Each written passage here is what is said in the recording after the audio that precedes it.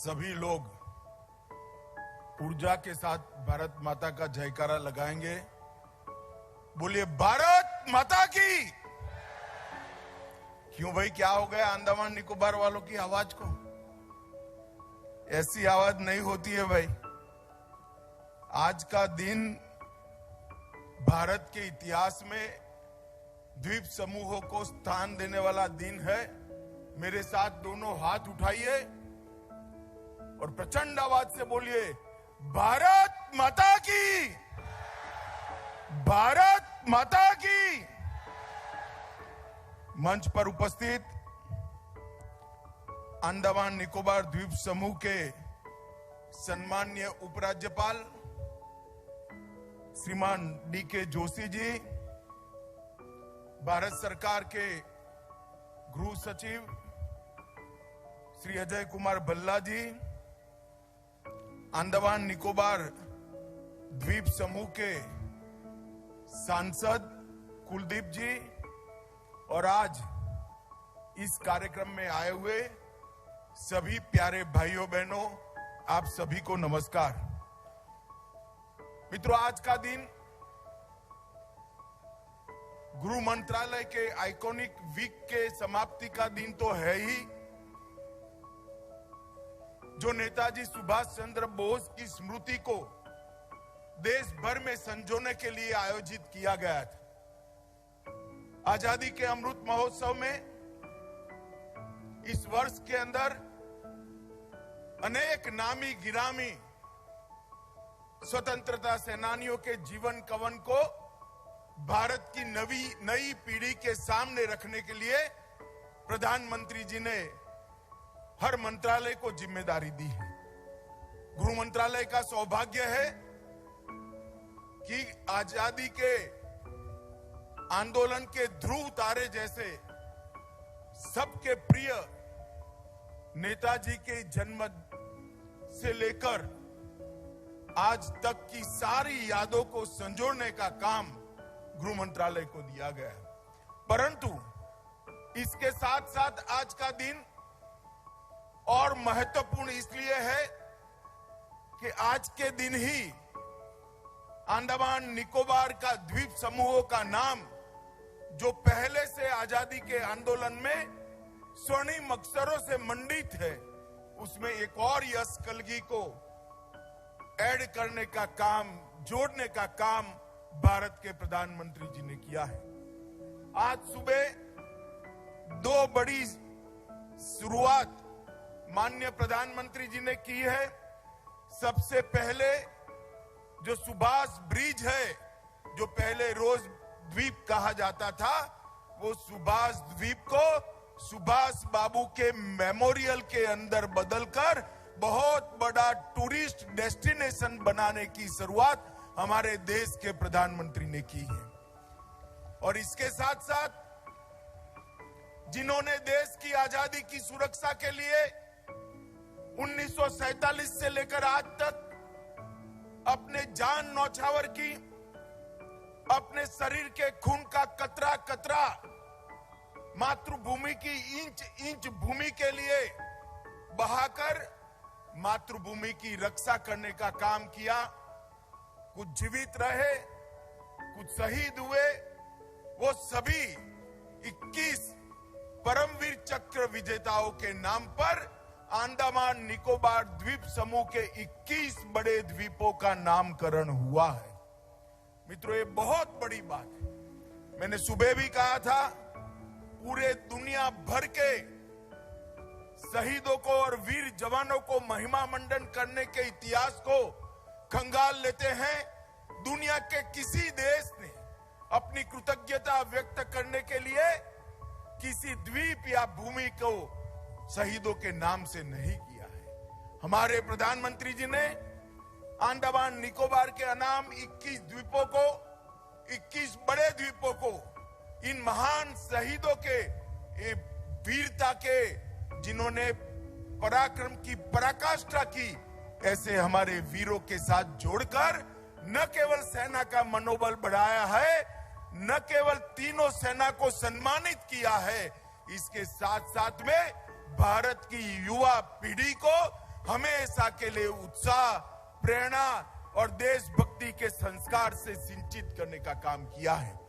इसलिए मैं आज इस सभा के अंदर प्रधानमंत्री जी को बहुत बहुत बधाई और साधुवाद देना चाहता हूं। इसके साथ साथ भारत की तीनों सेनाओं के सभी जवानों को भी बहुत बहुत साधुवाद और अभिनंदन करना चाहता हूं, क्योंकि इनके पराक्रम को आज बहुत अच्छे तरीके से देश के इतिहास के साथ संजोने का काम हुआ है। मित्रों, जब भी नेताजी का नाम सुनते हैं तो रोंगटे खड़े हो जाते हैं। इतना साहस, इतना पराक्रम, इतनी देशभक्ति, और देशभक्ति सिर्फ होना नहीं, देशभक्ति को कर्तृत्व में ढालना, ये चारों चीज शायद ही किसी विरले के अंदर होती है। नेताजी हमारी आजादी के आंदोलन के ये वीर पुरुष थे जिनके अंदर ये चारों चीज थी। नेताजी के व्यक्तित्व में वसंत ऋतु के सूर्य के जैसा आकर्षण था, जो ना बहुत गर्म होता है ना बहुत शीत होता है। जब समय था सोचने का, आजादी के आंदोलन में वो कांग्रेस के अध्यक्ष रहकर 2 साल तक कांग्रेस के आंदोलन का नेतृत्व करते रहे, फॉरवर्ड ब्लॉक भी बनाया, एक प्रकार का आर्थिक चिंतन भी रखने का प्रयास किया। जब कलकत्ता के मेयर बने, अच्छी प्रशासनिक क्षमता का भी परिचय कराया, मगर जब लगा कि द्वितीय विश्व युद्ध में भारत को आजाद करने का एक मौका है, अंग्रेजों की कैद से उनकी आंख में धूल झोंककर वहां से बर्लिन तक की यात्रा, मित्रों, वो यात्रा का कोई वर्णन पड़ेगा तो कमी हो जाएगी। मैं देश भर के युवाओं को अपील करना चाहता हूं कि नेताजी को जानना है तो नेताजी की दोनों यात्राओं को ध्यान से पढ़िए।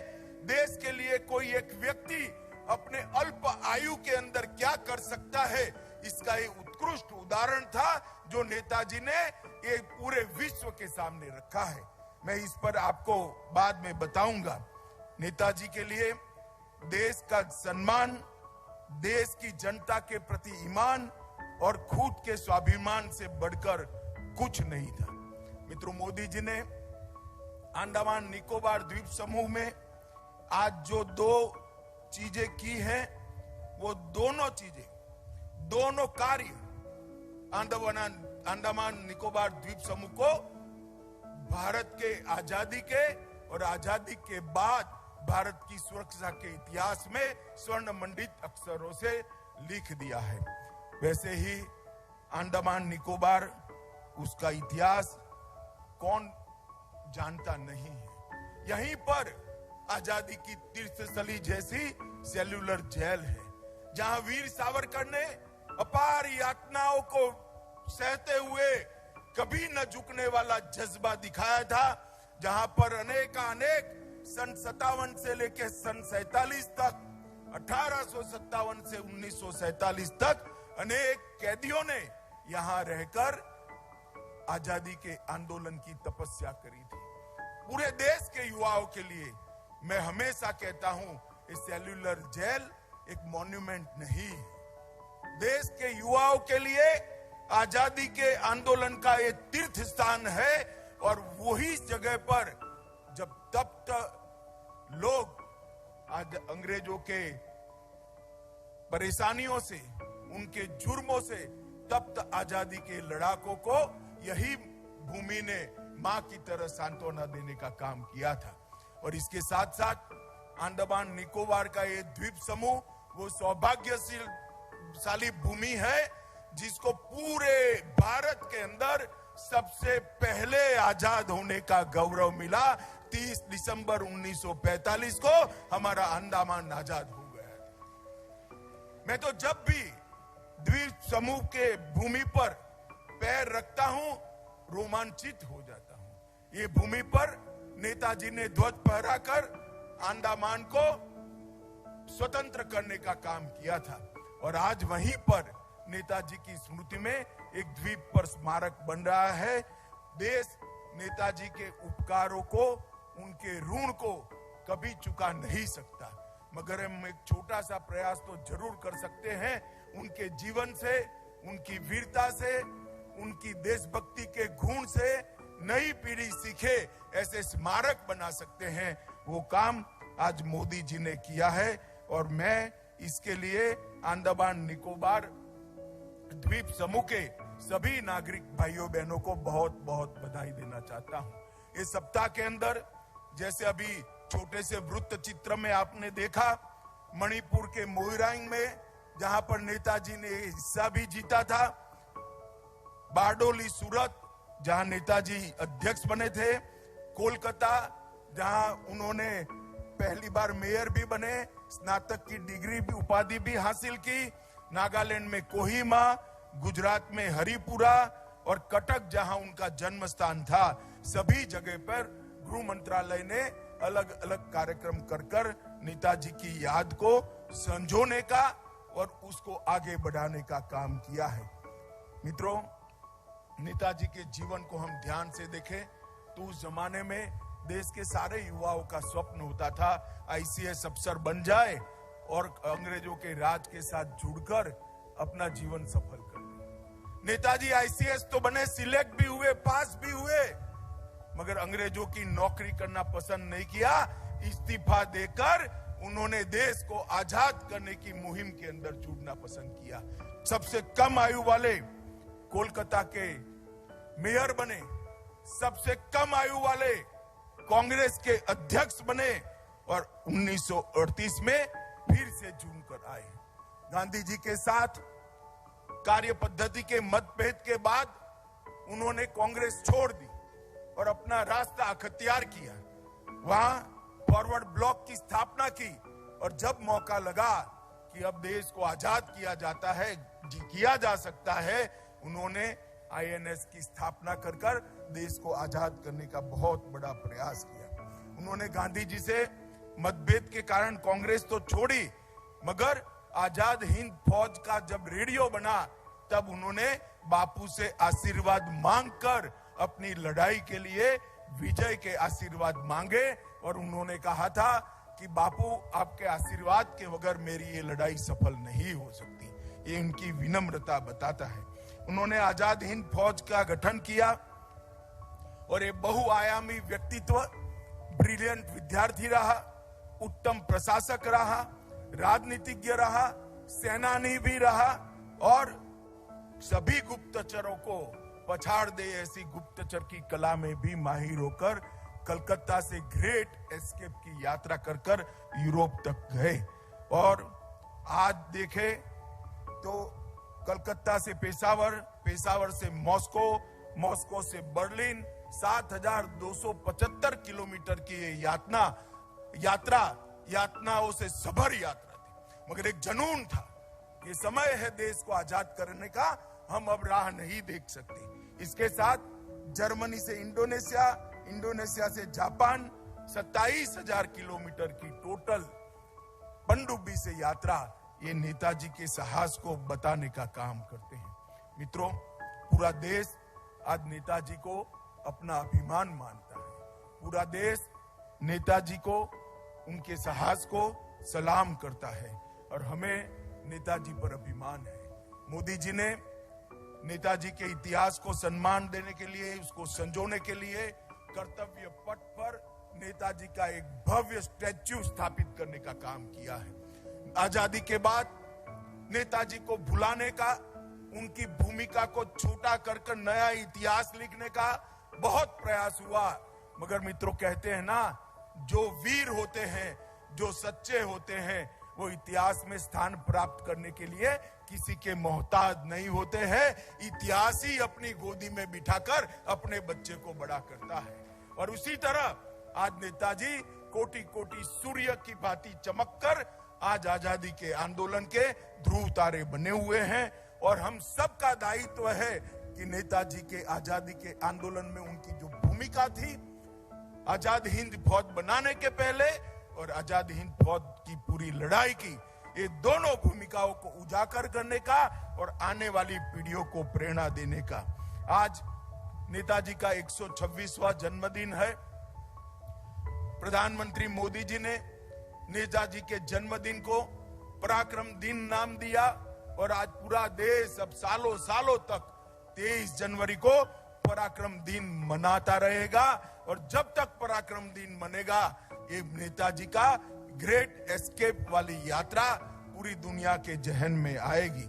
और आज अंडमान निकोबार के द्वीप समूहों में मैं आया हूं, तब मैं इतना कहना चाहता हूं कि इस आंदोलन के बहुत महत्वपूर्ण हिस्से रहे अंडमान निकोबार द्वीप को आज यहाँ पर उनका स्मारक बनेगा सुभाष द्वीप पर। वो स्मारक आने वाले अनेक सालों तक नेताजी को आगे, उनकी स्मृतियों को आगे बढ़ाने का काम करेगा। मित्रों, द्वीप समूह के विकास के लिए मोदी सरकार ने ढेर सारी योजनाएं लाई हैं। पीने का पानी 266 गांवों में, हर गांव में 100% पहुंचाने का काम हो गया है। अंडमान निकोबार द्वीप समूह में सबमरीन ऑप्टिकल फाइबर के माध्यम से कनेक्टिविटी को लाकर मोदी जी ने द्वीप समूह की सारी विकास की संभावनाओं को खोलने का काम किया है। और चेन्नई अंडमान एंड निकोबार आइलैंड परियोजना के 3 खंड सक्रिय हो गए हैं और बाकी के 5 खंड भी सक्रिय होने की शुरुआत हुई है। परफॉर्मेंस में ग्रेडिंग का सूचकांक के लिए एक पहल पोर्टल भी यहाँ निर्मित किया गया है। और आयुष्मान भारत योजना के तहत हर अंडमान निकोबार वासी को 5 लाख तक का पूरा कवरेज यहाँ पर मिल रहा है।